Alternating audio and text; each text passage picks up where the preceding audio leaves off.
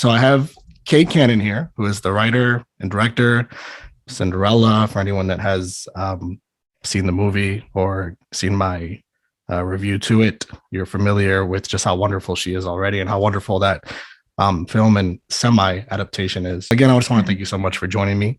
I want to thank you for watching the review I did with your daughter. That meant a lot to me. Oh my gosh, we loved it. It was because we didn't know which way you were going to go. And and then when we went toward the, like this movie isn't for everyone, right? Like it's like, and there's a very specific demographic that the movie for. I think the movie's for everyone, but it's not always for everyone. Yeah. Not everybody likes musicals or jukebox musicals or fairy tales, and it's a PG movie and it's for, it's for kids and stuff. But your embracing of it made us so happy. We were like, oh, is he gonna like it? Yeah, he likes it. It was great. Yeah. And that was completely genuine too. I've run into a lot of stuff that I haven't loved. And that was such a nice surprise. I was wondering whether or not I should actually say this, but I'll just say it. I'm not a huge fan of Cinderella, and I know it's not for me. This is a male for the most part. And I was a kid when it came out, I guess. But it just does nothing for me. But this one did everything for me while still being having the main, the characters you expect, but surprising you at every turn. And I probably appreciated that more than anything. So I watched Cinderella, obviously loved it. I knew nothing about you though. And my first thing that I did was investigate the people that were involved in the film, whether it be actors, you being the director and writer, that I wasn't familiar with. And I looked into you and I found out so much stuff that I did not know that I was already familiar with. Obviously the legendary Pitch Perfect. And then you wrote on 30 Rock and you wrote on New Girl and you wrote on you ran the show Girl Boss, and then Blockers, which threw me off the biggest loop of all of them. And I feel like it's ironic because all of those projects that you were involved in heavily, kind of there's a piece of all those in Cinderella, which is weird because it's so different. It's like an 1800s, Disney adaptation, quote unquote.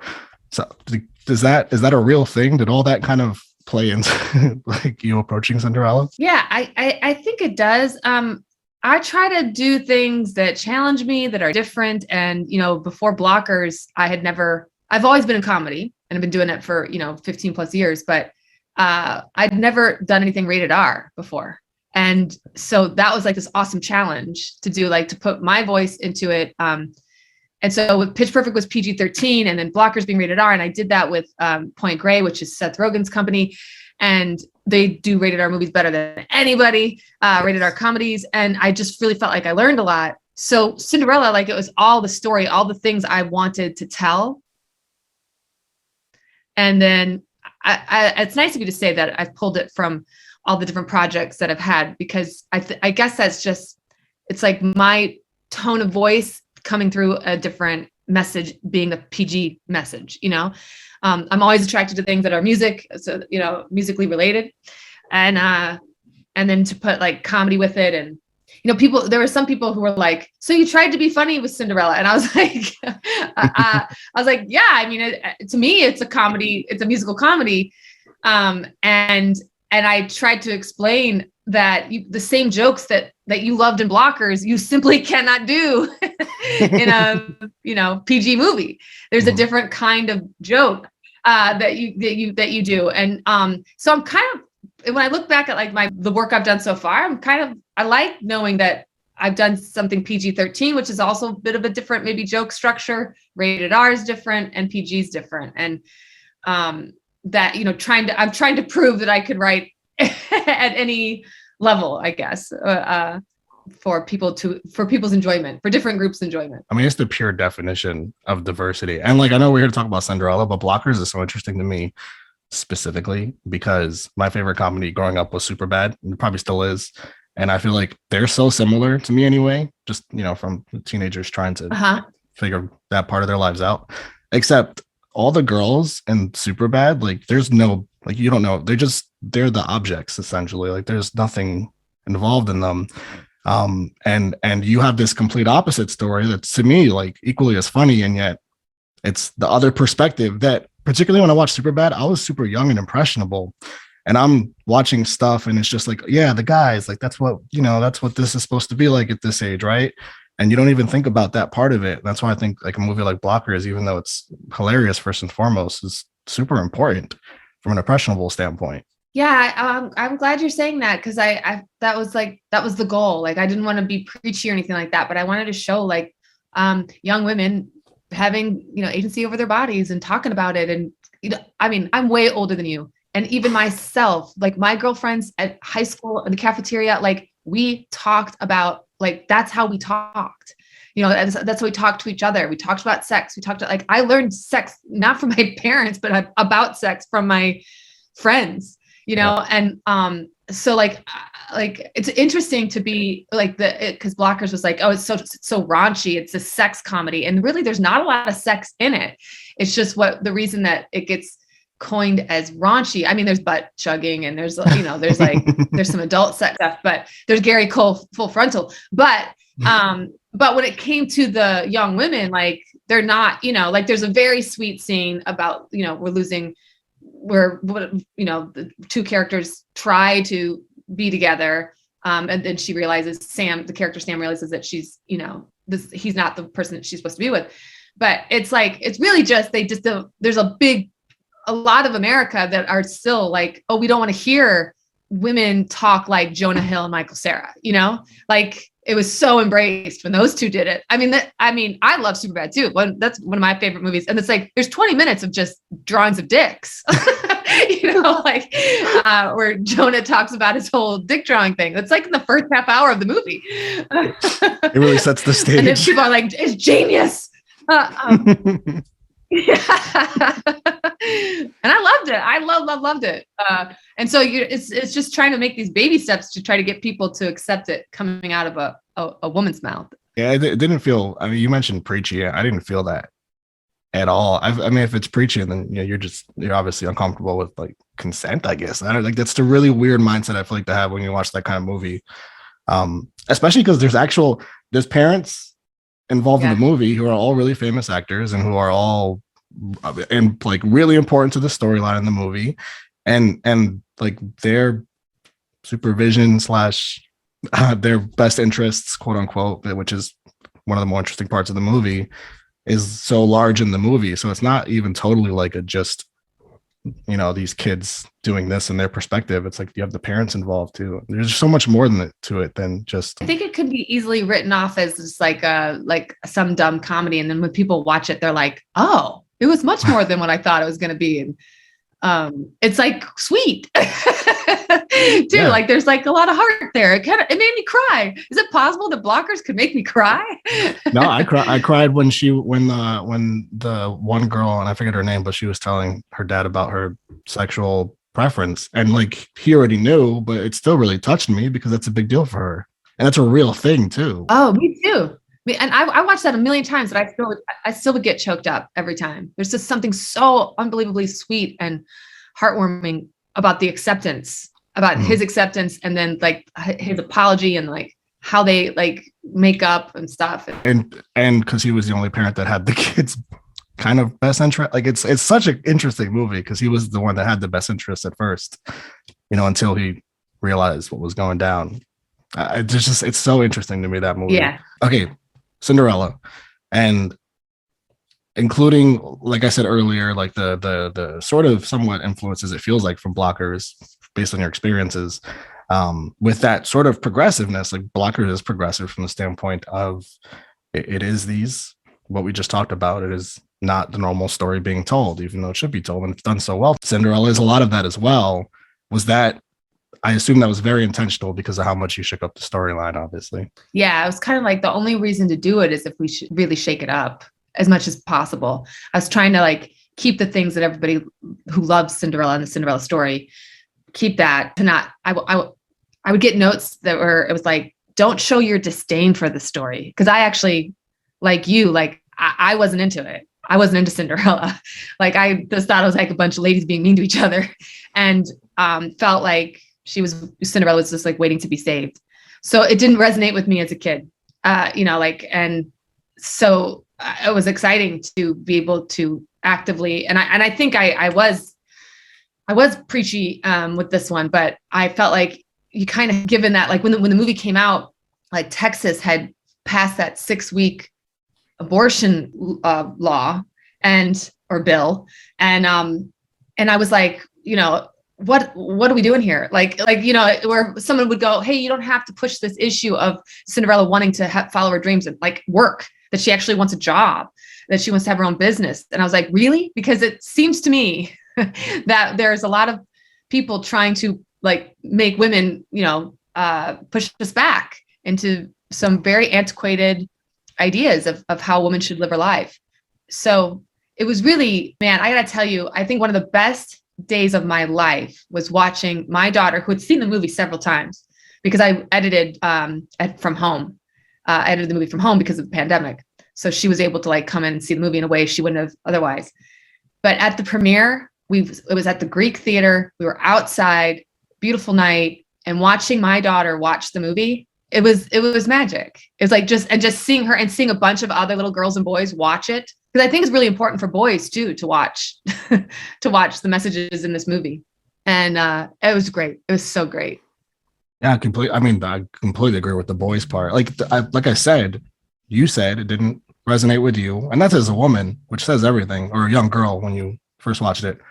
But same as a young boy, I watched it and it did literally nothing for me. If only I had seen a Blockers when I was younger, as opposed to like a Superbad, which I still wish I would have seen, but like both sides is nice, is all I would have asked for. And it's so funny that you say preachy, because I thought you actually told that line so well, because a lot of it was really well done. Like the chair being a little bit higher, the and sons, the hermanos, the shops that were set up, there's no seat at the table for Gwen, even though the king literally says right afterwards, like, I am the king. I can't change the stuff. I'm just the king. I don't make.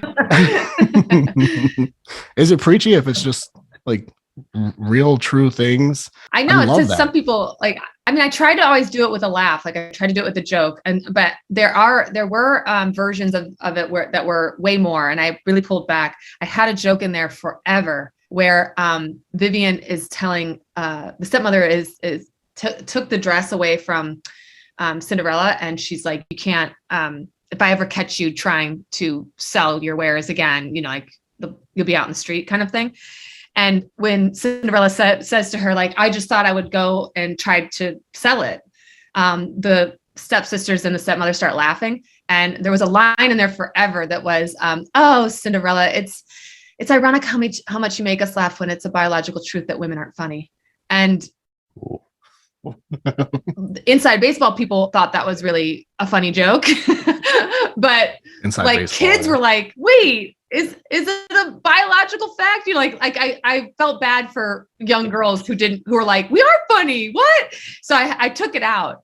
But for the longest time I had it in there because I was just trying to, I don't know. I was just trying, the big debate about whether or not women can be funny or not or whatever. Which is crazy because you started out with Tina Fey. So like that whole premise in itself is just not real. I know. In my career, I've been so lucky. I mean, Tina gave me my big break, and I've been like crazy lucky in that I've only really worked for women in television. Like Liz Merriweather created New Girl, and Tina with 30 Rock. And I mean, I've worked there's been male showrunners as well, but I've been really lucky to be around a bunch of really amazing women. Was it important to you based on like that, what you just said? Because you've been fortunate enough to be around amazing women and see the real part of life that women are just as, if not more, talented and funnier. But is that why it was extra important to you to make sure you both directed and wrote, Cinderella with this exact message going out? Yeah, I started as started as a writing assignment, really, because it was James Corden and his production company. They pitched me the idea of doing Cinderella as as a jukebox musical using contemporary songs. And so I was in post for Blockers, and I always like to be writing while I'm doing something else. I like to have like another project going. And so I started writing that, and I was so excited because I was like, oh, I could change, the story to make it how I would have liked it when I was younger, you know? And then I just started to fall in love with it. And then I said, like, I really want to direct. I just asked them, I was like, I really want to direct this. And to their credit, they supported me. So I went into Sony where we made the movie, and I pitched my vision for the movie, and then they were good to go with me as the director. I'm glad you were, because I wouldn't want to have seen the movie otherwise. I'm kind of scared to think what would have been. I know you said that you held stuff back, but I'm almost like scared to think what else would have potentially been held back had it been not you, making all those final calls. Okay, so Idina Menzel and Billy Porter. I didn't know who they were when I watched this, which is crazy on my part. And people let me know. And what's crazier about it too is that you watched them in this film. That's awesome that you didn't know. It's so, I've never seen Frozen, and that's on me, obviously. So I didn't connect that. And I wasn't familiar with anything Billy Porter has been in, but it's so interesting because you watch this film and it's so obvious that, especially those two, that they are somebody, that they're somebody very relevant. They've been a part of some very important projects and very important cultural projects. What was it like working with them? Well, man, Idina, I years and years ago sat outside because she was in Rent, and I sat outside in the rain. I was poor and I couldn't afford tickets to go see Rent, so they had house seats that for $20 to the first 20 people in line. And so I sat outside in the rain for hours just so I could get a ticket, and I did. And I remember Joan Rivers was behind me. I was in the second row or something like that. And I just watched Idina, and I'm a huge fan of hers from way, way, way back. I was so inspired by her. And I was like, oh, wow, that was really powerful performance. And she's so good. And so that was like, I mean, when we were recording her in pre-records, her whole thing, like, she's very collaborative. And, we had an original song that she was on the short list to be nominated for an Oscar for original song. And then today they didn't get nominated. Dreamgirl didn't get nominated, but it was close. But just watching her in the booth, and like seeing her learn a song and manipulate the song and then put her own personality to the song. I mean, I'm recording myself, taking video or whatever with her behind me singing in the booth, and me just being like, yeah, amazing. Just like not professional at all, And the thing about Idina on the film side is that most of her stuff that she's so known for, like Elsa, and it's animated, right? So like her, and then she's had smaller roles where it's her. And she's been in Enchanted and stuff like that. But this was like, she was playing the stepmother, this was like a big, you're seeing Idina, she's singing an original song that you don't typically see her kind of sing. Like, she's angry, she's mad, and so that was really, really special. And Billy is just like, I could sit and watch Billy all day long. And, I wrote it in his voice, and he's just a special, like, I've said this a million times, but I just think Billy is magic. Like, I just think the world of him and what he stands for. And we had a lot of conversations about, like, he's like, 25 years ago, I wouldn't have gotten this. Nobody, he thanks me for writing him something where he's felt seen. And he's just like, 25 years ago, people told me I wouldn't make it in the business because I'm too gay, too black, too whatever, and then all of everything he was the Fab G, and so it was just really cool. I mean, that's part of why this movie is so important to me. I mean, everything you just said about Billy Porter, and then even the stuff about, to a lesser extent, Idina Menzel that I didn't know about, that she doesn't even show her face like that. A lot of the stuff is animated. Like, that's not something I even knew. I just know Frozen is iconic. And here she is. And now I've learned about her, and now I know who she is and just how talented she is. The same with Billy Porter. And you mentioned Dreamgirls, Dreamgirl, I should say, I'm sorry, which is one of my favorite. My two favorite songs from here are the originals, One in a Million and Dreamgirl. What's it like? You said you were like taking the selfie camera while she's performing, which is great. I'd do the same thing. But what's it like collaborate? Like, Idina writes that song Dreamgirl, and then Camila writes A Million to One with Scott Harris. What's it like collaborating with them, particularly when they're, this is kind of their thing.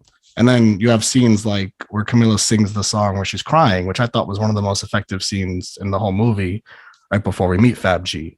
What's that collaboration like with these actual artists who do this as a living? Yeah, it was so great because I was very, very specific about what I wanted. Like in the script, I put in fake lyrics, or I would say like, this is what the tone needs to be.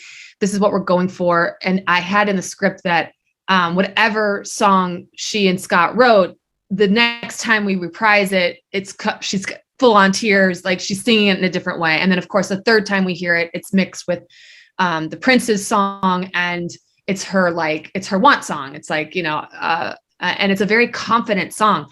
And that one was her Million to One was amazing because like Camila said, she said that, like they found the hook, they found the chorus, not the hook, but the chorus pretty quickly. And they felt really good about it. And she's like, that does not happen. Like that so rarely happens. And I was thrilled because it was I gave my notes and stuff like that, but I felt like, oh, we got it.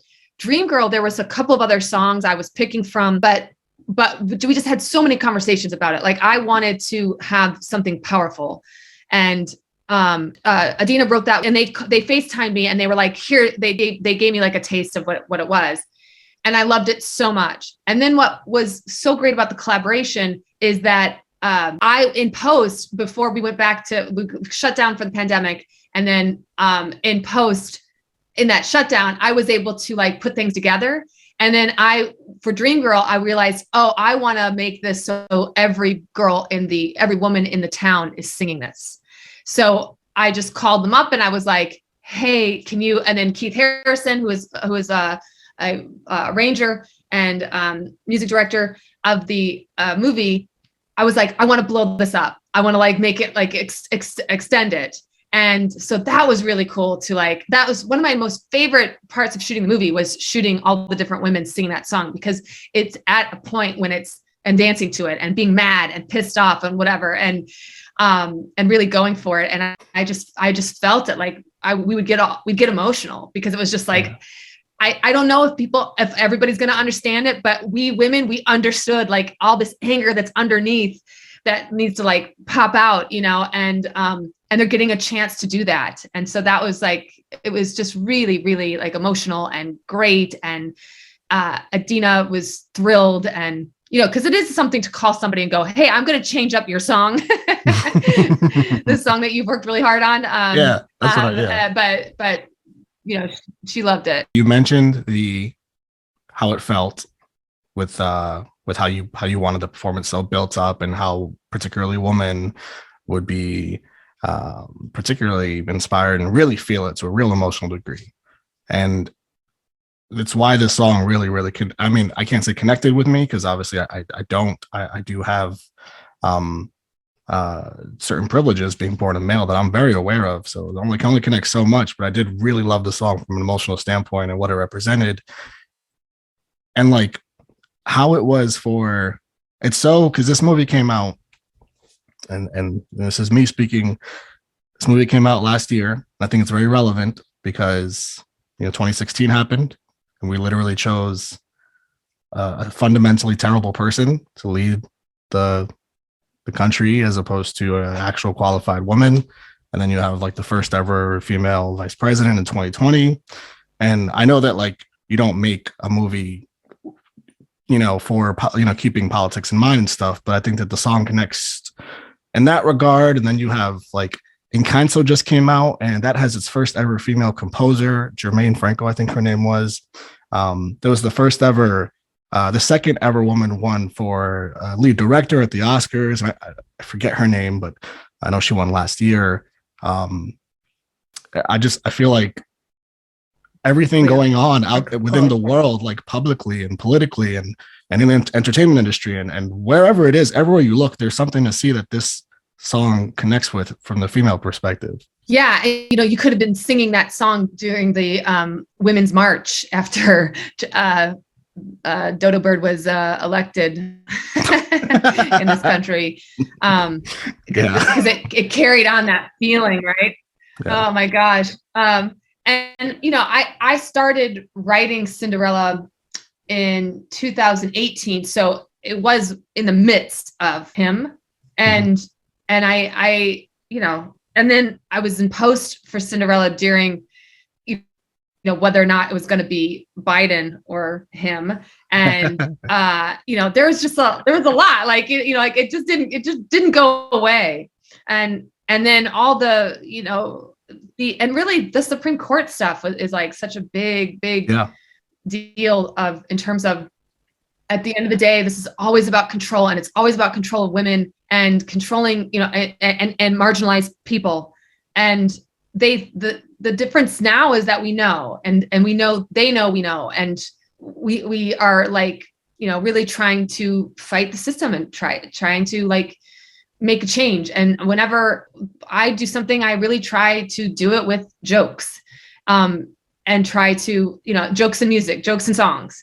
And before every day of shooting, I would shout out to the crew before our first shot. I'd go, jokes and songs, just kind of reminding people of, like, this isn't, you know, rocket science, but what we're trying to do is, like, have a good time with each other, be respectful, but, like, through our jokes and songs, try to make some kind of incremental change, or, like, give out some kind of message. There's so much content that people can watch. My God, if you're not really trying to make, you know, say something with your work, then, you know, for me, I kind of don't know why I would do it.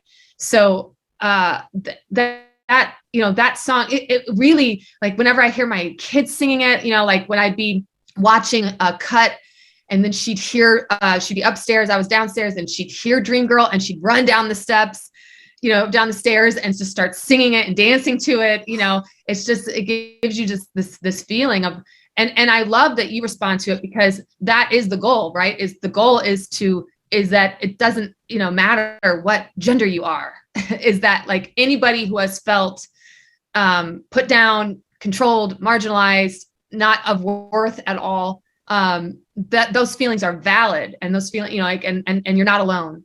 And so that collective, like, when they're all dancing and they're looking at each other, and you know, we shot this when there were no vaccines, and we were, like, one of the first movies to go back after COVID, you know, or when the pandemic started.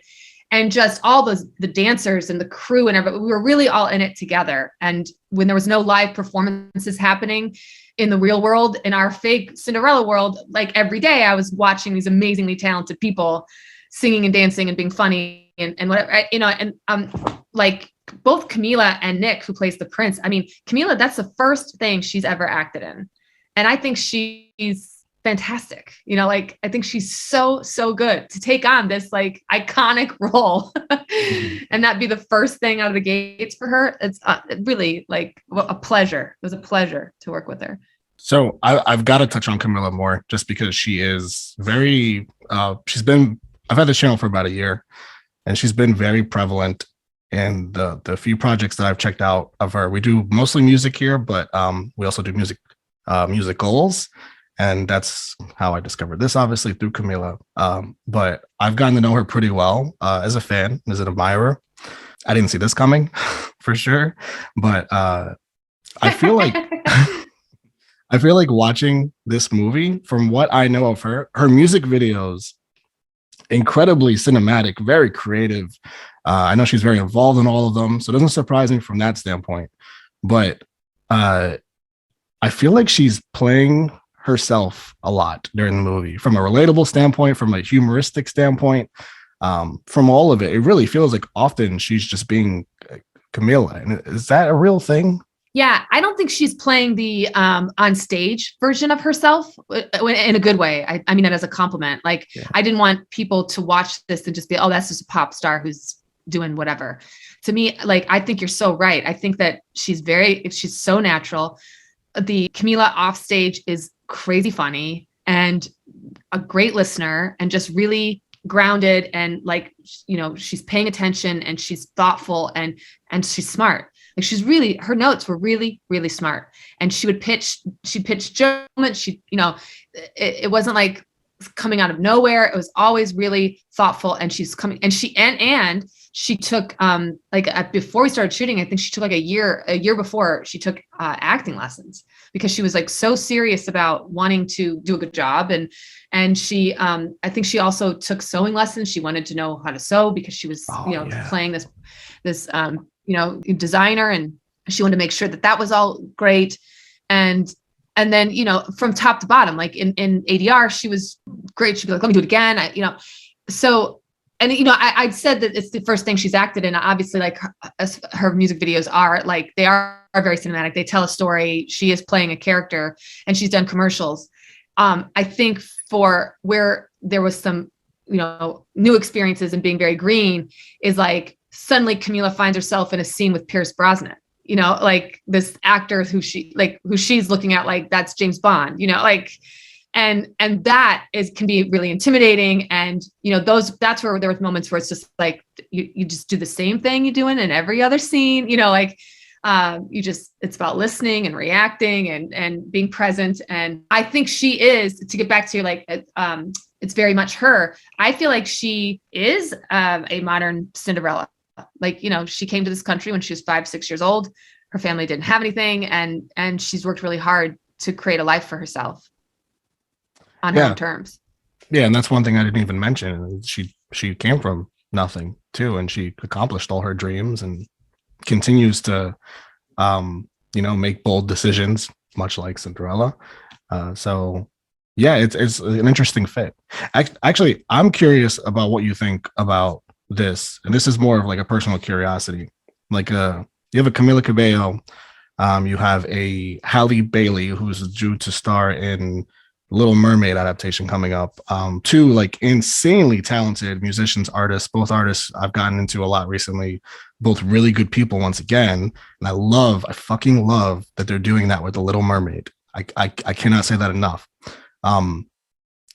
What's your view on these professional singers playing these roles versus like an Anna Kendrick, an Emma Watson, Naomi Scott, who was in Aladdin, played Jasmine, the more professional actresses who can sing, and there's certain variables that change obviously between these films, but what's your view as a director, and what are the advantages that you'd say one versus the other? Look, if they couldn't act, they wouldn't be cast in the part, like, and so I think that from like I was saying, like I really feel like when I met Camila, you are Cinderella. I really felt like she could really do it. And when I saw her in her L'Oreal commercials, like I did a deep dive on Camila and just being like I saw that she had comic timing. Like those commercials are not the ones that are like, look at my mascara, but she did like this thing where she was dancing to Don't Stop Me Now. And she was super funny, and she like went in and out of frame in a funny way. And so I was like, oh, she's got timing and she gets it. Like if she didn't have those things, we wouldn't have cast her, but we could see something in there. And I'm assuming the same thing with The Little Mermaid. It's just like there's auditioning going on, and it's like, oh, you're amazing. Like something that was really important for Cinderella is that Adina and Billy and Nick and Camila, I wanted them all to be singers who I ended up casting a lot of Broadway people because I wanted it to be a musical full of really strong singers, and so I think that's why that more that's happening more and more. But it's also not unlike back in the day, like 60 years ago, that like everybody was singing, dancing. There's a lot of musicals that were being made. Streisand is a triple threat. I think this notion of triple threats is, like kind of what's resurfacing in a great way. Like you said, 60 years ago, I wasn't here for that, but I would love to see that keep on going. I want to. Yeah. But I gotta tell you, as an actor though, man, like if I were to cast a pop star and then she couldn't act, like, I mean, I'd be done. Yeah. Right? Like, I mean, that would just be bad for everybody, and we had a moment, Camila and she did a chemistry test with Prince's, and she's like, she felt like she was going to throw up, and then she was so good. And And I do a lot of rehearsing and all that kind of stuff. And I think like one of my skill sets is like, cause in blockers, like a lot of those young actresses hadn't done a bunch of stuff. They were pretty green. And so I think one of my skill sets is like tapping into that and kind of being like an acting and getting out different performances.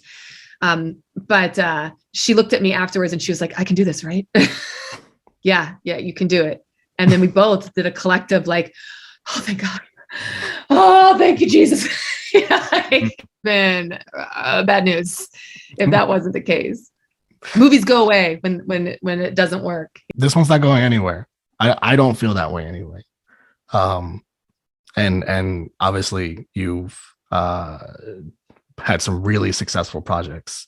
So you doing your vetting process, it doesn't surprise me whatsoever when it comes to this. And also in an alternative world, I have this thought where this movie has a different title, and it's does she say, it's Gwen, who's probably my favorite character, by the way, for obvious reasons. Does she say when she drops the swords, when they're talking about you can have a seat at the table, like all that whole scene, she say too subtle, not subtle enough? I think that's what she says, something like that. I wanted the movie to be called that in a different world, because that's the whole movie. Where were you? We were trying to think of for like forever. I was trying to think of. I spent a lot of time trying to think of a title of this movie that wasn't Cinderella, because I thought we couldn't call it Cinderella. Like After Midnight, la la la la. Like we fake called it Rebel Dreamer while we were shooting it, and then marketing was like, "Oh, we're calling the movie Cinderella." I was just like, "Are you going to give me my life back? All those hours of me trying to figure out." But the title of Cinderella, like that comes with so much, baggage of people who like love the story and they don't want it all, and those that feel there's been too many Cinderellas and it's like a tonnage issue. And then also like we're one of the first, I think we're the only Cinderella that was not Disney, Disney did make this, Sony did. And then it was streamed on Amazon. So I don't know. It was a lot. I would have liked to have called it too subtle, not subtle enough. Just think of the merch and all of that. If you just push that, that's everything. That line is everything. I can't get over that line still. And you mentioned that it wasn't even because it's not Disney, and that was the very first thing that crossed my mind when I started watching. I think I said it. First, I went to Disney Plus, and I was like, "Well, where's this movie? I can't find it." And then I Googled it; it's on Amazon, and then it says Sony, and I'm just like, "What?" And then obviously, the rest is history. I mean, I didn't set out to, it was just really interesting what we couldn't do, because I mean, Disney owns princess stories. I mean, they just dominate. They're amazing, and so. Like the Cinderella story is a tale as old as time from hundreds of years ago. And so, like that's where you don't own that, and you can make changes and adjustments. But like one of the things that I thought was interesting is I couldn't introduce the mice, the basement. They had to be introduced somewhere else because Disney owned that part of it. They came up, I think, with the mice being in the bedroom or something in the basement. So that's why you first meet them in the cellar. Like the pantry cellar or whatever. So and just stuff like little stuff like that. There were certain lines I couldn't say that I had written. It was really interesting. I couldn't use it. Somebody went after me about not using a pumpkin for the carriage. So I used I did it with a crate and tried to did our spin on it. You're a woman who is obviously accomplishing a lot and doing things her own way, and that's always gonna unfortunately invoke someone saying something, which is why these movies are awesome, and I hope they keep getting made. I have a couple more questions. Speaking of what you weren't able to do, how different is this movie if you were able to get Royals in it by Lorde? Man, did you hear that I wanted that song real bad? Yeah, I heard you say that somewhere. I don't think it wouldn't have been that different, but I just, and I don't even know if it's that people would just assume it's like a kind of a first thought idea, but I I just thought it would have been a great song for the stepsisters to sing and sing it a cappella and stuff the next morning, like hungover from the ball. And I just think it's such a cool song, and I think Lord is so cool. And I totally get why, at the time it had been used a bit, and so Lord, I like wrote her a letter and stuff like that, and she's like, I totally think it's being overused, and so we didn't get it. But yeah, I know. I don't think it would have been that different, but it would have been cool. Yeah, just cool. I'm exaggerating different, but I love Lord. I just love Lord. She's so badass. Anything involving her gets me extra excited. So that's just me. Last question. I don't want to keep you too long. I don't want to ask you what's next, because I will ask you what's next. I'm kind of hinting at that. But where do it feels like obviously you, based on some of the stuff you've said and what this film does and how powerful it is, it seems important to you to keep this going, to keep a semblance of this going, whether it's in the next project or the project after that. It seems very important to you, and I'm glad that it is. As a a very person of a lot of power, because you can create these films you have a platform. People are going to watch this stuff. Where do you think we are as far as feminism in total? I think there are just so many incredible voices out there right now that are being heard, at least in TV and film these days. That are, I think are, there's just a lot of us. There's just like a lot of us ladies and that are getting our work done. Everything is super hard to get made. Like, to get a film made is quite an accomplishment on its own, just to even get it made.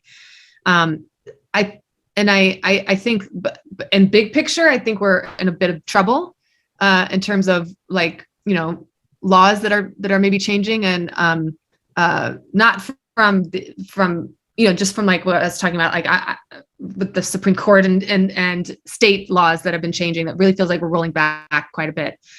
And despite the fact that we have like the first female vice president, it does sort of feel like 2 steps forward, 1 step back kind of thing. And sometimes it feels like 1 step forward and several steps back. So like, in terms of me and what's next, it's like, I'm always trying to challenge myself, and I've got a handful of different things, and you just never know what's going to be greenlit, and I'm just trying to be really thoughtful, and I'm writing a lot. It's been a good time to write a ton.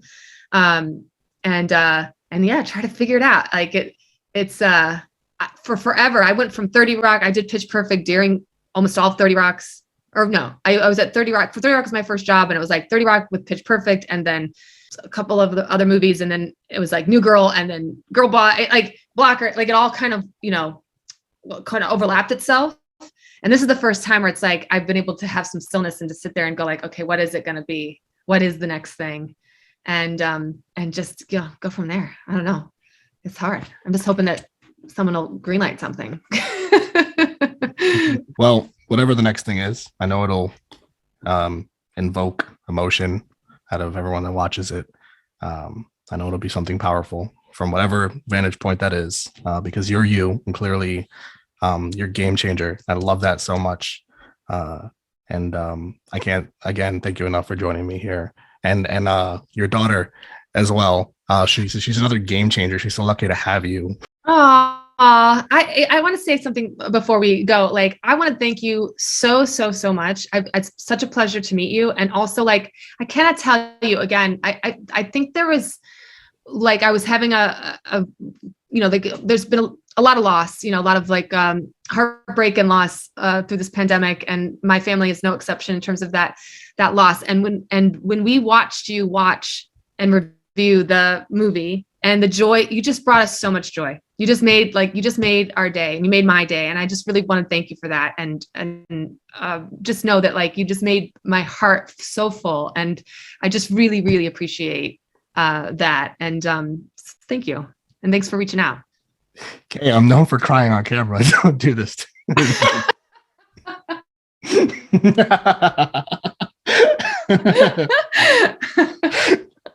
Thank you very much. Go watch Cinderella, everyone. Go watch Blockers. Go watch everything this wonderful woman does.